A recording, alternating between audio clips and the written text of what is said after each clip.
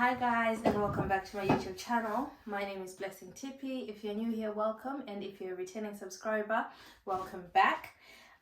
In today's video, I'm going to be telling you guys how I managed to save £10,000 as an international student in 2020. So obviously, you know, in 2020 there was the Rona, and everyone was at home, everyone was just chilling at home. So saving at that time was quite easy. But as an international student, I feel like a lot of us take saving for me personally, let me speak for myself. We take saving for granted. My parents were paying my fees, they were paying for my food, spending money, all that was on my parents. I did do a couple of jobs. I remember in the summer of my first and second year, I did Amazon. Yeah, I worked in the warehouse and those jobs were terrible, but obviously the money I made from there, I just used, I spent all of it basically. I bought my loved ones gifts and I just bought myself things that I really wanted. And then in my third year, that's when obviously I managed to save £10,000, and this was in the summer of my final year, or the summer of my third year, which was like 5 months off. But anyway,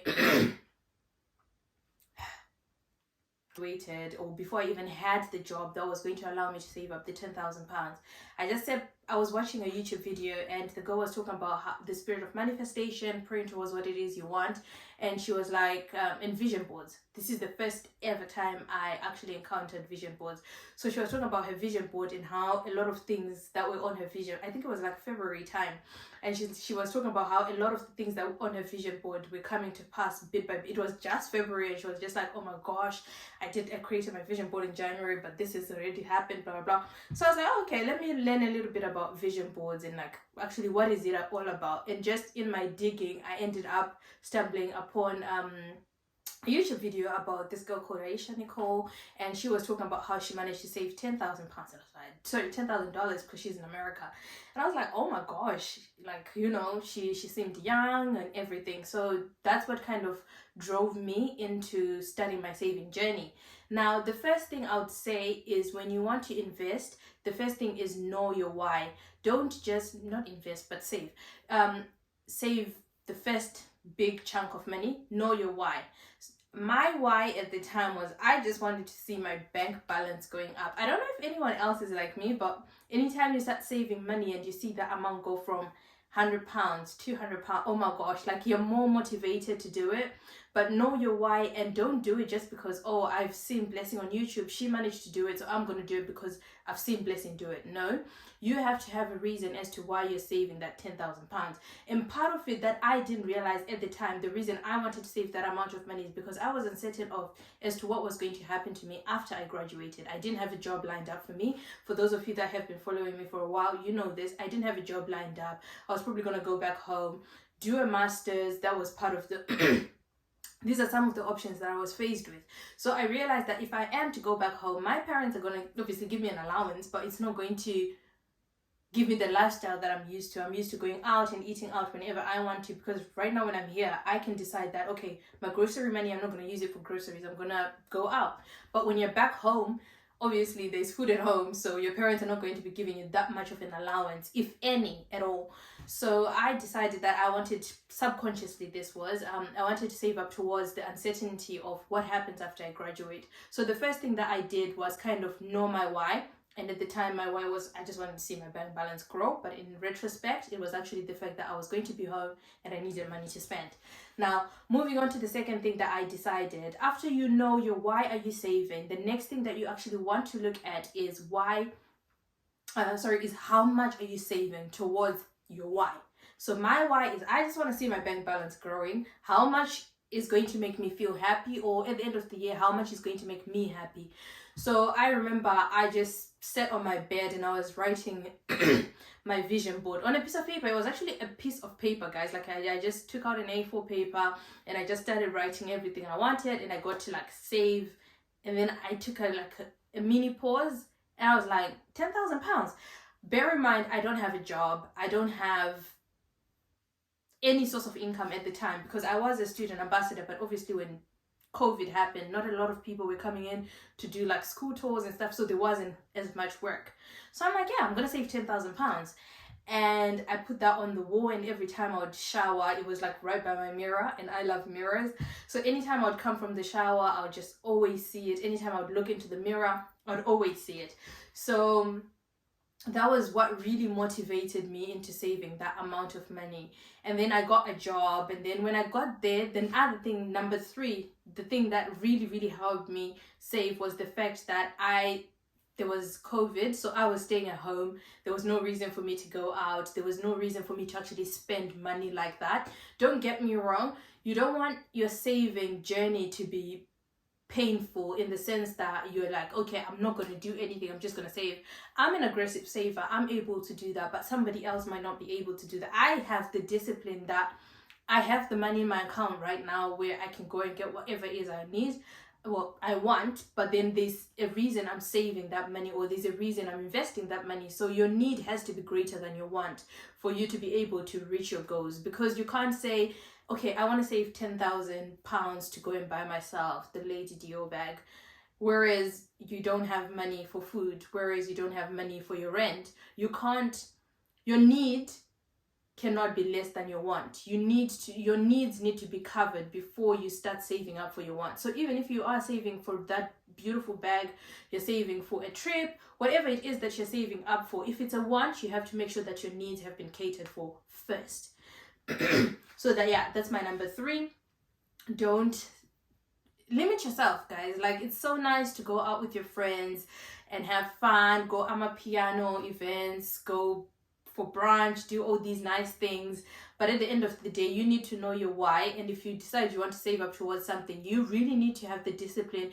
And I'm not very big on sharing what's going on in my life, even with like my best friends. They might not even know like what it is that I'm planning. And I think that just stems from what my mom put in me from like a very young age. She's always like, people should not know what it is you're working on until it manifests. And there's several reasons.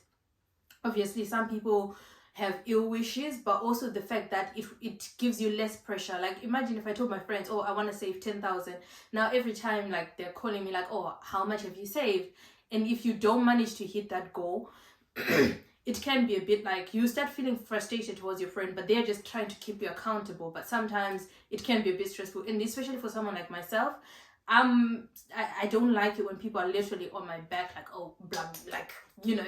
So I'm not going to share what it is that I'm working on until I've seen it manifest. Then I'm like, oh yeah, guys, by the way, I saved £10,000. I'm so proud of myself. Like, it's just part of the conversation.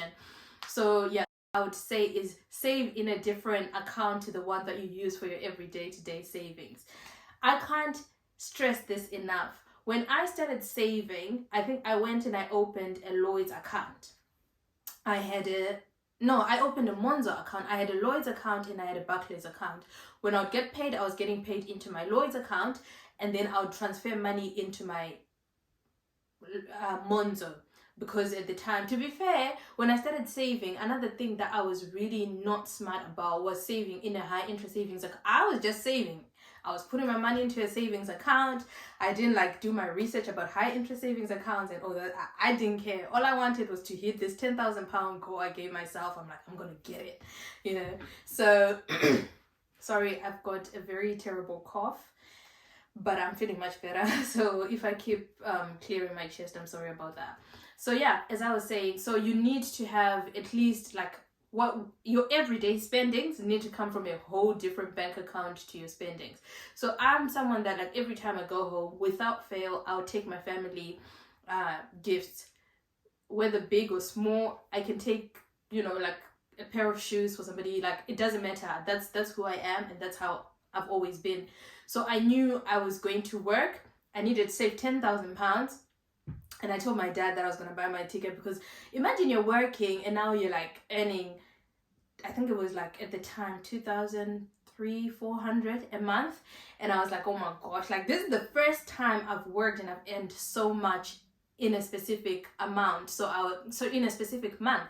So I was like, okay, for me to reach my goal, because I was only going to be able to work for 5 months, I need to save the 2,000, which means the 3,300 extra that was in my account was what I was going to use for my ticket, was what I was going to use for my spending, obviously, because I still need to buy food, I still need to get my toiletries and all those things.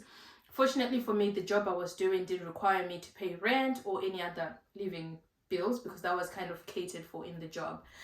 So awesome stuff. But I still needed to buy my own food. They did give me food, but obviously, you know, you need your own food. Like, there's certain things that you eat that your employer might not provide. For example, I like to have shrimp, and obviously if you're at work, people are not going to be giving you shrimp, it's expensive. So yeah, that was my fourth thing. So I used my Lloyd's account to receive the salary. Then I would put money that I was saving towards buying my family gifts and towards my flight in my Barclays account, and then towards the bigger goal, which was the 10k, I was putting that in my Monzo. So anytime I would like get my payments, I didn't set it as a direct debit, other people do. I just loved the thrill of like sending the money. It gave me like so much satisfaction. So depending on the type of person you are, some people are like, oh, they don't even want to see the money in their account. They just want it to be a direct debit so that it goes directly into their Monzo. I'm not that type of person. I want to send that money to Monzo, open my Monzo and confirm that it's there, and see like that amount go from 2,000 to like 4k, to 6k, 7k, whatever. So yeah, that happened, and I was really, really excited. I won't even lie to you guys. I was like the most happy I could ever be. And then I was saving up, like I think it was like 200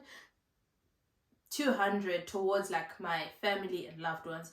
Bear in mind, I still had a little bit of my allowance from the time that I was still a student and my dad was giving me money. I think I had like about 500. So I used that 500 was in my Barclays account. So I was like, okay, this 500 is what I'm going to use for my flight. And then the one extra 1k that I saved up was what I used to buy my loved ones gifts.